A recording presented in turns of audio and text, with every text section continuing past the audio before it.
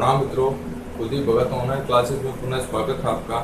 देखिए, अपन बात कर रहे हैं आज महाराष्ट्र के संतों की। तो महाराष्ट्र के संतों में अपन देखेंगे प्रमुख बातें हैं ये कौन कौन सी रहेंगी। इसमें देखिए महाराष्ट्र के संत हैं, यहाँ पर देखिए आप क्या क्या इम्पोर्टेंट बात है महाराष्ट्र के संतों में। महाराष्ट्र का जो भक्ति आंदोलन है, महाराष्ट्र का भक्ति आंदोलन यह है पढ़रपुर देवता, पढ़रपुर देवता विठोबा, विठोबा या विठल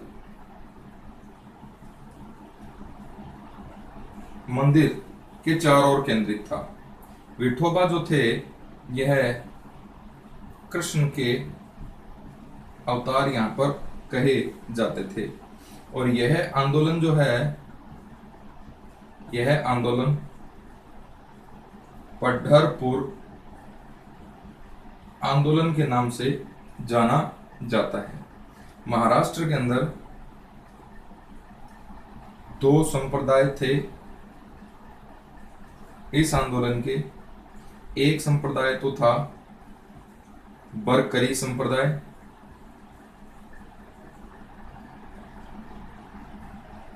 बरकरी संप्रदाय जो विठोबा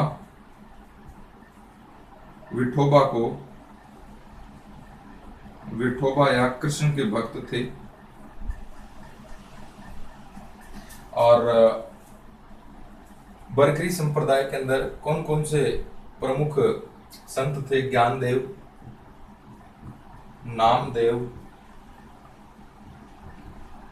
नामदेव, तुकाराम, ये प्रमुख क्या थे? सब संत थे।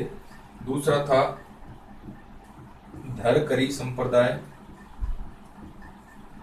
धरकरी संप्रदाय है, ये करते थे राम की उपासना, राम की उपासना। नेक्स्ट है, इसके जो अनुयायी होते थे स्वयं को रामदास,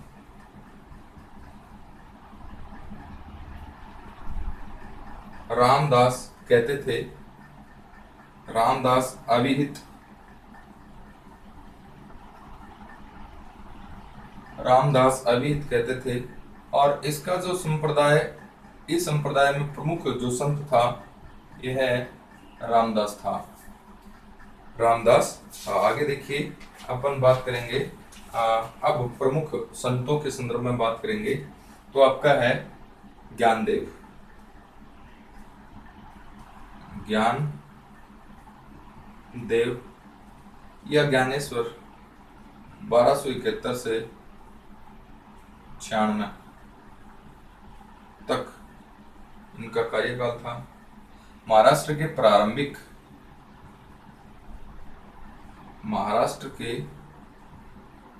प्रारंभिक भक्ति संत हैं सर, प्रारंभिक भक्ति संत है। मराठी भाषा में भगवत गीता पर इन्होंने ज्ञानेश्वरी टीका लिखी थी, ज्ञानेश्वरी टीका लिखी थी। अन्य रचनाएं जो इनकी है, चंगदेव, इंपॉर्टेंट है साहब ये, चंगदेव प्रशस्ति, और दूसरी है अमृतानुभव, अमृतानुभव। नेक्स्ट है ज्ञानेश्वरी को जो ये टीका है ज्ञानेश्वरी को भावार्थ दीपिका भी कहा जाता है। नेक्स्ट है नीची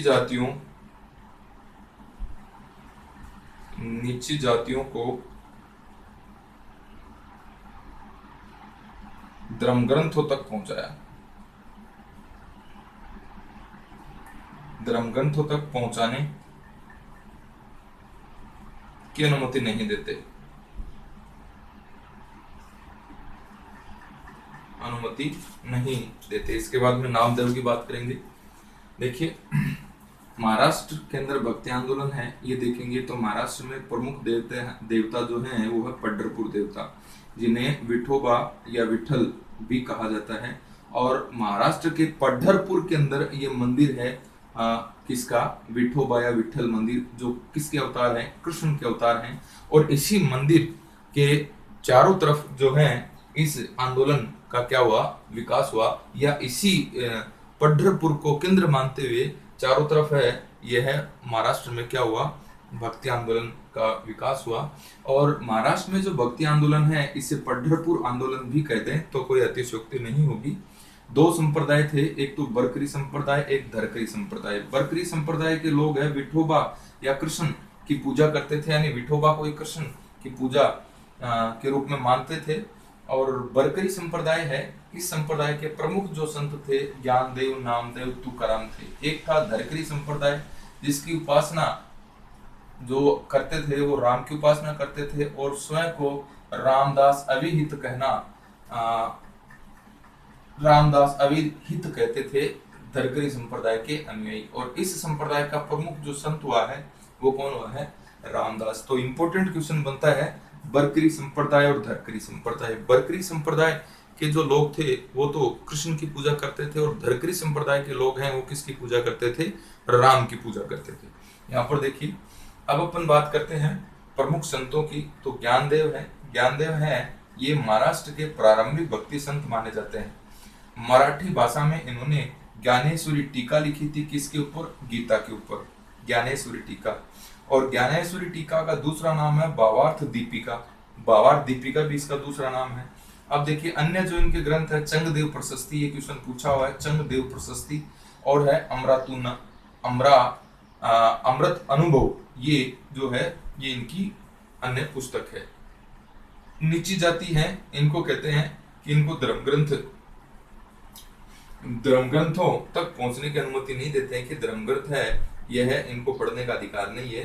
किसके अनुसार, ज्ञानदेव के अनुसार। आगे देखिए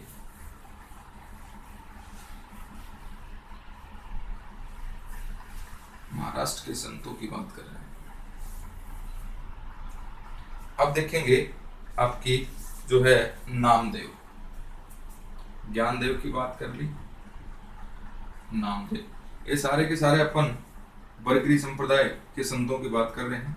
नामदेव है यह है 1270 से 1350 तक इनका कार्यकाल था। जन्म महाराष्ट्र में हुआ, जन्म महाराष्ट्र में हुआ था दर्जी परिवार के अंदर, दर्जी परिवार के अंदर। प्रारंभ में डाकू थे, प्रारंभ में डाकू थे। दिल्ली में सूफी संतों के बाद वाद विवाद किया था इन्होंने, दिल्ली के सूफी संतों से वाद विवाद इन्होंने किया था। जाति प्रथा, जाति व्यवस्था तथा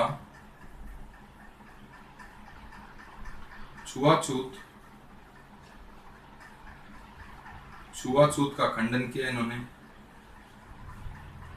नेक्स्ट है इस्लाम से अत्यधिक प्रभावित थे।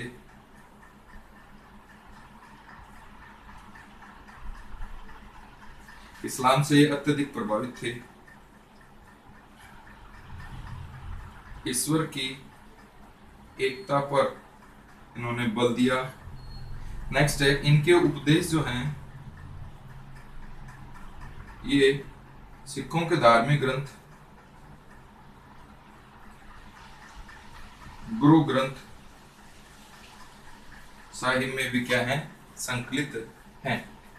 नेक्स्ट है नामदेव का कथन आता है, और कथन क्या आता है, एक पत्थर को एक पत्थर की पूजा की जाती है या पूजा होती है तो दूसरे को पैरों तले रौंदा जाता है।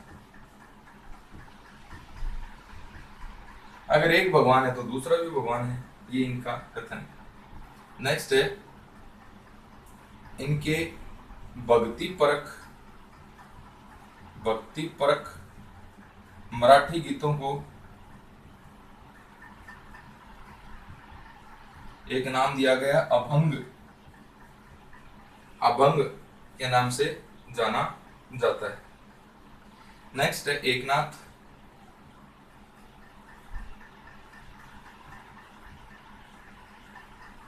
एकनाथ है 1533 से 99, जन्म पैठन औरंगाबाद में हुआ था। जन्म पैठन औरंगाबाद में जन्म हुआ। श्राद्ध भोजन अछूतों को दिया इन्होंने।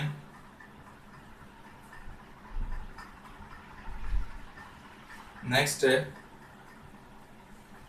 मराठी भाषा के अंदर इन्होंने भावार्थ रामायण की रचना की। इनकी कविताएं हैं ये भी अभंगों के नाम से जानी जाती हैं। नेक्स्ट देखिए तुकाराम।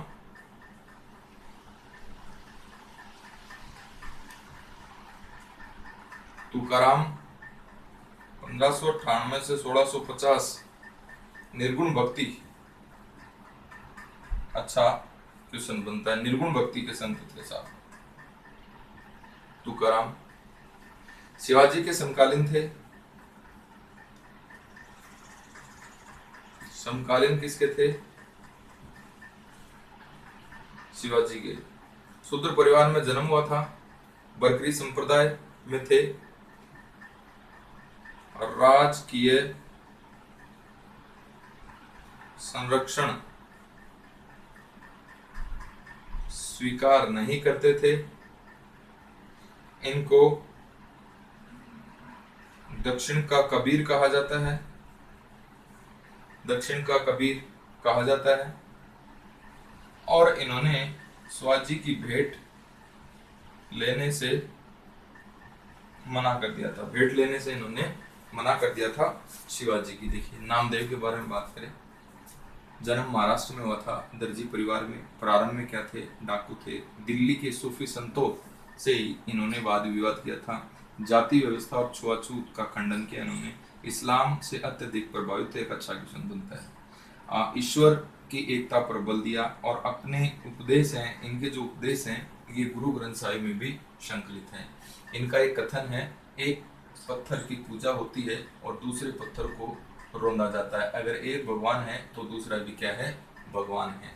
अच्छा, इनके जो भक्ति पर गीत हैं इनको क्या कहा जाता है? अभंग कहा जाता है। एक क्वेश्चन पूछ लिया जाए कि मराठी भक्ति आंदोलन के अंदर या महाराष्ट्र भक्ति आंदोलन के अंदर यहाँ पर जो मराठी गीतों की रचना हुई उन्हें क्या कहा जाता है? तो क्या कहा जाता है? अभंग कहा जाता है। ये बात ध्यान में रखना है।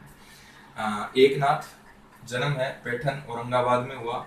श्राद्ध भोजन को इन्होंने अछूतों को दिया था। मराठी भाषा में इन्होंने भावार्थ रामायण लिखी थी। तुकाराम की बात करें, निर्गुण भक्ति के संत हैं तुकाराम।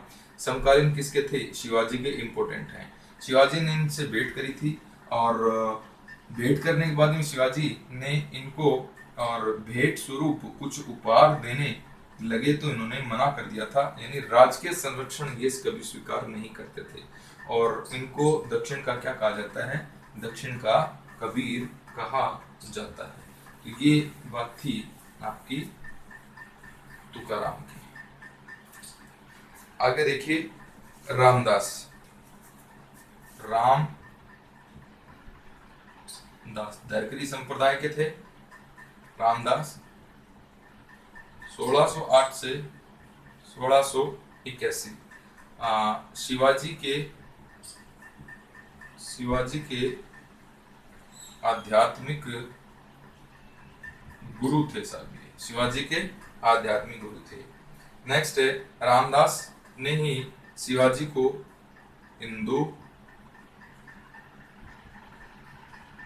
हिंदू साम्राज्य की स्थापना के लिए प्रेरित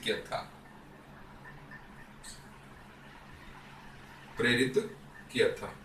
नेक्स्ट है इनकी जो रचना है ये है दास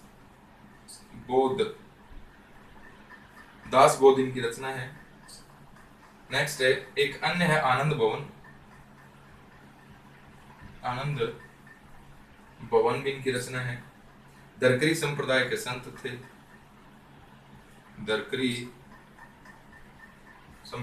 संत थे, कृष्णा नदी के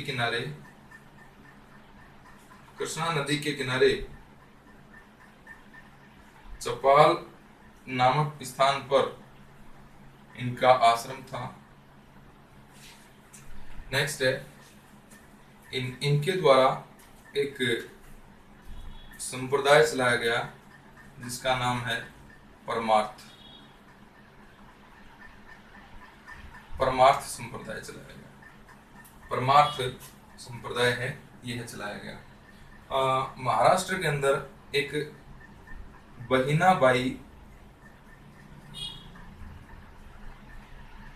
बहिनाबाई है, ये महिला संत हुई है।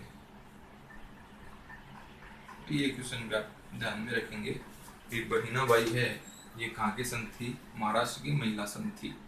तो आगे देखिए रामदास शिवाजी के आध्यात्मिक गुरु थे, हिंदू साम्राज्य के लिए शिवाजी को प्रेरित किया इन्होंने।